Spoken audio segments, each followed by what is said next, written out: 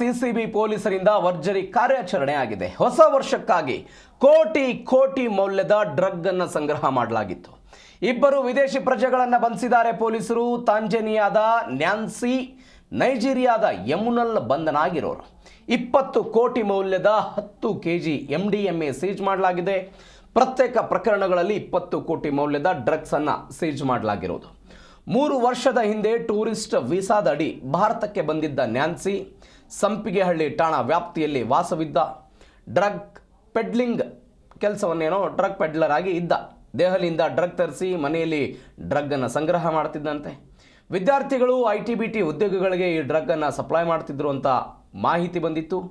ಈ ಖಚಿತ ಮಾಹಿತಿಯ ಆಧಾರದ ಮೇಲೆ ಸಿಸಿಬಿ ಪೊಲೀಸರು ದಾಳಿ ಮಾಡಿ ಇದೀಗ ವಶಕ್ಕೆ ತೆಗೆದುಕೊಂಡಿದ್ದಾರೆ. ಹೊಸ ವರ್ಷ ಬೇರೆ ಬರ್ತಾ ಇದೆ. ಈ ಸಂದರ್ಭದಲ್ಲಿ ನ್ಯೂ ಇಯರ್ಗೆ ಕಿಕ್ ಏರಿಸೋದಕ್ಕೆ ಇವೆಲ್ಲವನ್ನು ಶೇಖರಿಸಿ ಇಟ್ಕೊಂಡಿದ್ರಂತೆ. ಇದೀಗ ದಾಳಿಯಾಗಿದೆ. ಬರೋಬ್ಬರಿ 28 ಕೋಟಿ ರೂಪಾಯಿ ಮೌಲ್ಯದ ಮಾದಕ ವಸ್ತುಗಳನ್ನು ಇದೀಗ ಸೀಜ್ ಮಾಡಿದ್ದಾರೆ ಪೊಲೀಸರು. 2 ಪ್ರಕರಣ ಇದು ಪ್ರತ್ಯೇಕವಾದಂಥದ್ದು. 20 ಕೋಟಿ ಮೌಲ್ಯದ 10 kg MDMA ಸೀಜ್. ಇಬ್ಬರು ವಿದೇಶಿ ಪ್ರಜೆಗಳನ್ನು ಬಂಧಿಸಿದ್ದಾರೆ.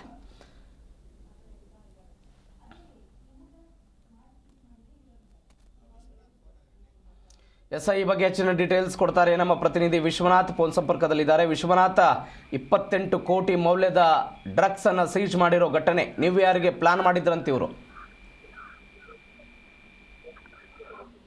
ಪ್ರವೀಣ್, ಸಿಸಿಬಿಯ ಮಾದಕ ದ್ರವ್ಯ ನಿಗ್ರಹ ದಳದ ಅಧಿಕಾರಿಗಳು ಒಂದು ಭರ್ಜರಿ ಕಾರ್ಯಾಚರಣೆಯನ್ನ ನಡೆಸಿರುವಂತದ್ದು. ಪ್ರಮುಖವಾಗಿ ಹೊಸ ವರ್ಷದ ಸಂದರ್ಭದಲ್ಲಿ ಬೆಂಗಳೂರಿನಲ್ಲಿ ಡ್ರಗ್ ಹರಿದಾಡುತ್ತೆ ಮತ್ತು ಮಾದಕ ವ್ಯಸನಿಗಳನ್ನ ಟಾರ್ಗೆಟ್ ಮಾಡಿಕೊಂಡು ಈ ಪೆಡ್ಲರ್ಗಳು ಆ ಡ್ರಗ್ ಅನ್ನ ಡೀಲ್ ಮಾಡ್ತಾರೆ ಅನ್ನೋದು ಗೊತ್ತಿರುವಂತಹ ವಿಷಯ. ಹೀಗಾಗಿ 1 ತಿಂಗಳ ಮುಂಚೆನೆ ಪೊಲೀಸ್ ಅಧಿಕಾರಿಗಳು ಅಲರ್ಟ್ ಆಗಿರುವಂತದ್ದು. ನಗರ ಪೊಲೀಸ್ ಆಯುಕ್ತ ಸೀಮಂತ್ ಕುಮಾರ್ ಸಿಂಗ್ ಅವರು ಖಡಕ್ ಸೂಚನೆಯನ್ನು ಕೂಡ ಕೊಟ್ಟಿರುವಂತದ್ದು.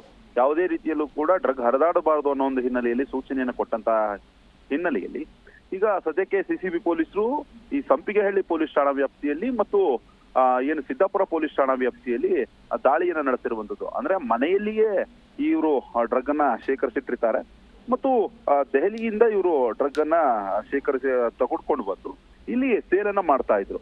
ವಿದ್ಯಾರ್ಥಿಗಳಾಗಿರ್ಬಹುದು, ITBT ಉದ್ಯೋಗಿಗಳಾಗಿರ್ಬಹುದು, ಸ್ಥಳೀಯರಾಗಿರ್ಬಹುದು, ಇಂಥವರಿಗೆ ಡ್ರಗ್ ಅನ್ನ ಸೇಲ್ ಮಾಡ್ತಾ ಇದ್ರು. ಪ್ರಮುಖವಾಗಿ ಈ ಟೂರಿಸ್ಟ್ ವೀಸಾದಡಿ 3 ವರ್ಷದ ಹಿಂದೆ ಈ ನ್ಯಾನ್ಸಿ ಅನ್ನೋಳು ಬೆಂಗಳೂರಿಗೆ ಬಂದಿರ್ತಾಳೆ. ಸಂಪಿಗೆಹಳ್ಳಿ ಪೊಲೀಸ್ ಠಾಣಾ ವ್ಯಾಪ್ತಿಯಲ್ಲಿ ವಾಸವಾಗಿರ್ತಾಳೆ. ಈಕೆಯನ್ನ ಬಿಟ್ರೆ ಯಮುನಲ್ ಅರೇಂಜಿ ಇಡಿಕೋ ಅನ್ನೋದು 4 ವರ್ಷದ ಹಿಂದೆ ಏನು ಬಿಸ್ನೆಸ್ ವೀಸಾದಡಿ ಇಲ್ಲಿ ಈತ ಬಂದಿರ್ತಾನೆ. ಈತ ಸಿದ್ದಾಪುರ ಪೊಲೀಸ್ ಠಾಣಾ ವ್ಯಾಪ್ತಿಯಲ್ಲಿ ವಾಸವಾಗಿರ್ತಾನೆ. ಇದೊಂದು ಭಾಗ. ಇವರೆಲ್ಲರೂ ಕೂಡ ಸ್ಥಳೀಯ ಮಟ್ಟದಲ್ಲಿ ಕೆಲವೊಬ್ಬರಿಗೆ ಡ್ರಗ್ ಡೀಲಿಂಗ್ ಮಾಡುವಂಥದ್ದು, ಡ್ರಗ್ ಅನ್ನ ಮಾರಾಟ ಮಾಡುವಂಥದ್ದು ಮಾಡ್ತಾ ಇದ್ರು. ಈಗ ಹೊಸ ವರ್ಷಕ್ಕೂ ಕೂಡ ಕೋಟ್ಯಾಂತರ ರೂಪಾಯಿ ಮೌಲ್ಯದ ಡ್ರಗ್ ಅನ್ನ ತಮ್ಮ ಮನೆಯಲ್ಲೇ ಇಟ್ಕೊಂಡು ಸೇಲ್ಗೆ ನಿರ್ಧಾರ ಮಾಡಿದ್ರು. ಈ ಸಂದರ್ಭದಲ್ಲಿ ಅಧಿಕಾರಿಗಳು ದಾಳಿಯನ್ನು ನಡೆಸಿದ್ದಾರೆ ಮತ್ತು ಬರೋಬ್ಬರಿ 20 ಕೋಟಿ ಮೌಲ್ಯದ MDMA ಕ್ರಿಸ್ಟಲ್ ಅನ್ನ ವಶಪಡಿಸಿಕೊಂಡಿರುವಂತದ್ದು. ಈಗ ಸದ್ಯಕ್ಕೆ ವಿದೇಶದಿಂದ ಬಂದಂತಹ 8 ಕೋಟಿ ಮೌಲ್ಯದ ಈ 8 kg ಹೈಡ್ರೋ ಗಾಂಜಾವನ್ನು ಕೂಡ ಚಾಮರಾಜಪೇಟೆಯ ಒಂದು ಪೋಸ್ಟ್ ಆಫೀಸ್ ಏನಿದೆ ಆ ಪೋಸ್ಟ್ ಆಫೀಸ್ ನಲ್ಲಿ ಅಧಿಕಾರಿಗಳು ಸೀಸ್ ಮಾಡಿರುವಂತದ್ದು.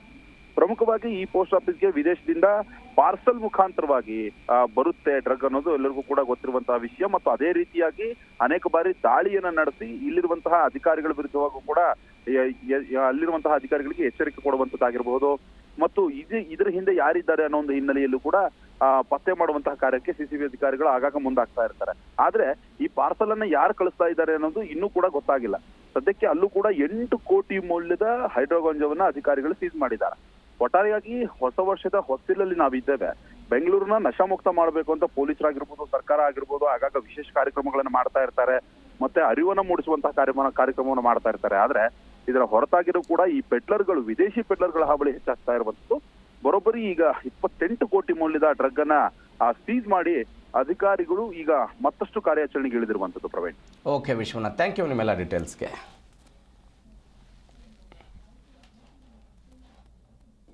Can you do